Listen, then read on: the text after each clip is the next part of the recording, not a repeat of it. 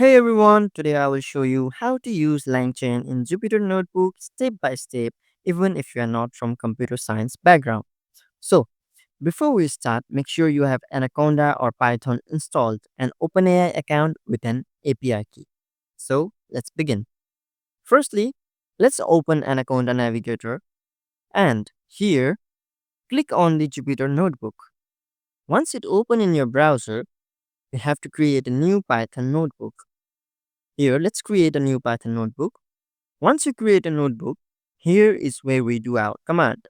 Now let's run a command to install LangChain and OpenAI. I have noted down the code, a command to install LangChain and OpenAI. Let's copy the command and paste it in the notebook. Here, once we have pasted, we have to click Shift plus Enter from our keyboard and now here it is installed.